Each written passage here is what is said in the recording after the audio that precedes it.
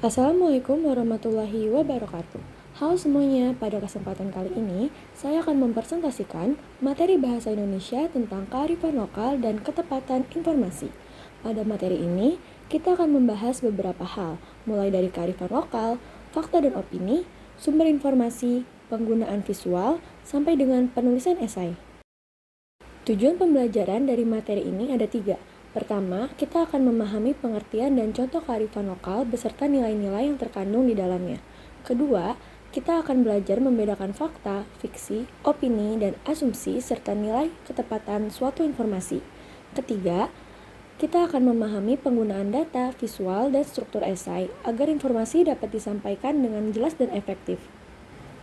Kearifan lokal adalah pandangan hidup, pengetahuan, nilai, dan kebiasaan yang berkembang dalam suatu masyarakat yang diwariskan dari generasi ke generasi. Kearifan lokal biasanya berkaitan erat dengan lingkungan dan kehidupan masyarakat setempat. Kearifan lokal memiliki banyak nilai positif seperti tanggung jawab, kejujuran, disiplin, kerja keras, dan kepedulian lingkungan.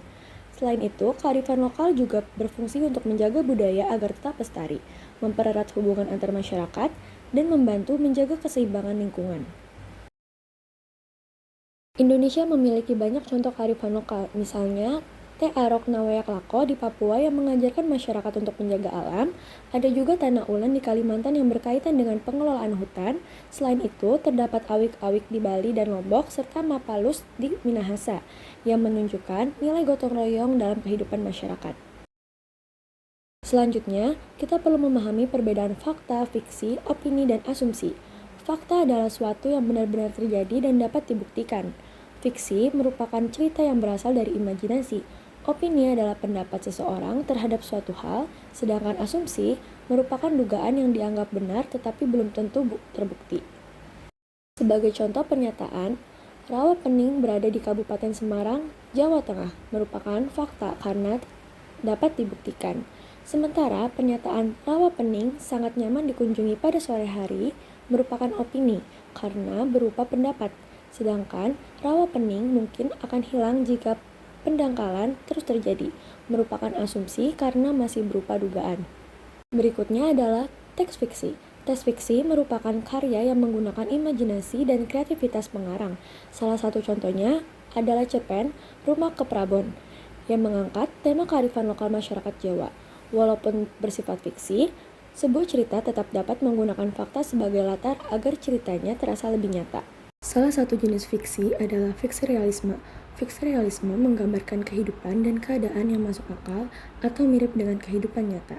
Ciri-cirinya antara lain menggunakan latar kehidupan nyata, tokoh dan peristiwa yang realistis, serta dapat menggunakan fakta sebagai pendukung cerita. Namun di dalamnya tetap terdapat unsur imajinasi dari pengarang. Berbeda dengan teks fiksi, teks informasi atau non-fiksi menyampaikan informasi berdasarkan fakta dan data. Tujuannya adalah memberikan pengetahuan kepada pembaca secara jelas dan dapat dipertanggungjawabkan. Contohnya, artikel, berita, laporan penelitian, jurnal, dan ensiklopedia. Salah satu contoh kearifan lokal yang dapat ditemukan dalam teks informasi adalah Kelekak di Bangka Belitung. Kelekak merupakan bentuk kearifan lokal dalam pengelolaan lingkungan dan hutan. Masyarakat memanfaatkan kawasan tersebut dengan tetap memperhatikan kelestarian alam. Hal ini menunjukkan bahwa kearifan lokal dapat membantu menyeimbangkan kebutuhan manusia dengan kelestarian lingkungan. Dalam memperoleh informasi, kita harus memperhatikan sumbernya. Sumber informasi dibagi menjadi 3, yaitu primer, sekunder, dan tersier. Sumber primer berasal langsung dari sumber asli, seperti hasil penelitian dan wawancara. Sumber sekunder membahas atau mengolah sumber primer, seperti buku dan artikel. Sedangkan sumber tersier merangkum informasi dari berbagai sumber, seperti ensiklopedia dan kamus. Informasi yang baik harus akurat, relevan, terpercaya, dan dapat dibuktikan. Untuk memastikan informasi yang kita dapat benar, kita perlu melakukan beberapa hal. Pertama, mencari sumber yang terpercaya. Kedua, memeriksa asal dan tanggal informasi. Ketiga, membandingkan dengan sumber lain. Kemudian, memastikan data sesuai dengan fakta. Jadi, kita sebaiknya tidak langsung mempercayai sebuah informasi hanya dari satu sumber. Visual juga memiliki peran penting dalam menyampaikan informasi. Visual dapat berupa grafik, tabel, diagram, infografis, maupun ilustrasi. Penggunaan visual dapat membuat informasi yang rumit menjadi lebih mudah dipahami. Visual yang efektif harus jelas, mudah dibaca, memiliki tujuan yang sesuai, menggunakan data yang akurat, dan memiliki data letak yang rapi. Selanjutnya adalah esai. Esai merupakan karangan yang membahas suatu masalah berdasarkan sudut pandang penulis dan didukung oleh alasan, data, ataupun argumen. Beberapa jenis esai yaitu esai tajuk, esai deskriptif, esai kritik, dan esai reflektif. Secara umum, struktur esai terdiri dari pendahuluan, pembahasan, dan penutupan. Untuk menulis esai, ada beberapa langkah yang dapat dilakukan. Pertama, membuat topik. Kedua, melakukan riset dan mengumpulkan data. Ketiga, membuat kerangka tulisan. Setelah itu, mengembangkan argumen dan paragraf. Terakhir, melakukan penyuntingan dan revisi. Dengan begitu, esai yang dibuat akan memiliki argumen yang jelas dan didukung oleh fakta atau data yang terpercaya.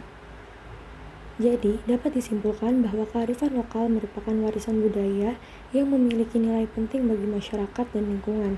Dalam memahami informasi, kita juga mampu membedakan fakta, fiksi, opini, dan asumsi serta memastikan informasi berasal dari sumber yang terpercaya. Selain itu, penggunaan data visual dan struktur esai yang tepat dapat membuat informasi menjadi lebih jelas dan menarik. Demikian presentasi dari saya. Terima kasih atas perhatian semuanya. Wassalamualaikum warahmatullahi wabarakatuh.